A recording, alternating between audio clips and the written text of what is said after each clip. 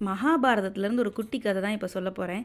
சூதாடி நாட்டை இழந்த பாண்டவர்கள் திரௌபதியோட காட்டுக்கு வனவாசம் போகிறாங்க. வனவாசத்தில் இருக்கையில் ரொம்ப தண்ணி தாகமாக இருக்குன்னு சொல்லி பக்கத்தில் இருக்க ஒரு நீர்நிலையில் போய் தண்ணி அருந்த போகிறாங்க. அப்போ பீமன், அர்ஜுனன், நகுலன், சகாதேவன் 4 பேருமே போகிறாங்க. அப்போ ஒரு அசரீரி கேட்குது, நான் கேட்குற கேள்விகளுக்கு பதில் சொல்லிட்டு நீர் அருந்துறேன். ஆனால் அவங்க 4 பேருமே இருந்த தண்ணி தாகத்தில் வேகமாக நீர் எடுத்து அருந்திடுறாங்க. அருந்தினதுனால அவங்க உயிர் பிரிஞ்சிருது.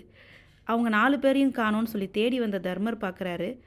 பார்த்து அதிர்ச்சி அடைகிறாரு. அப்போ அவர்கிட்டையும் அந்த அசரீரி நான் கேட்குற கேள்விகளுக்கு சரியான பதில் அளிச்சுட்டு நீர் அருந்தலான்னு சொல்லுது. இதை கேட்ட தர்மரும் அதோட அத்தனை கேள்விகளுக்கும் சரியான பதில் அளிக்கிறாரு. அப்போது தர்மதேவன் அவர் கண் முன்னாடி தோன்றாரு. உன்னோட பதிலால் நான் ரொம்ப மகிழ்ச்சி அடைஞ்சேன். உனக்கு ஏதாவது ஒரு வரம் தர்றேன், ஏதாவது ஒரே ஒரு சகோதரனை மட்டும் உயிர் பிச்சு தரேங்கிறாரு. அப்போ உடனே தர்மர், என் தாய் குந்திக்கு நான் உயிரோடு இருக்கேன், மாத்திரையோட புதல்வர்களில் யாராவது ஒருத்தருக்கு உயிர் கொடுங்கன்னு கேட்குறாரு. இதை கேட்ட தர்மதேவன் ரொம்ப ரொம்ப மன மகிழ்ச்சி அடைஞ்சு 4 சகோதரர்களுக்குமே உயிர் கொடுத்துட்றாரு.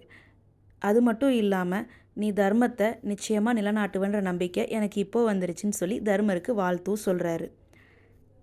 அசரீரியா தர்மர்கிட்ட கேட்கப்பட்ட அத்தனை கேள்விகளும் ரொம்ப ரொம்ப சுவாரஸ்யமானது. அதுக்கு அவர் கொடுத்த ஒவ்வொரு பதிலுமே மனுஷனோட வாழ்க்கைக்கு ரொம்ப ரொம்ப தேவையானது. அதை பற்றி அடுத்த வீடியோவில் போடுறேன். Please subscribe my channel and like my videos.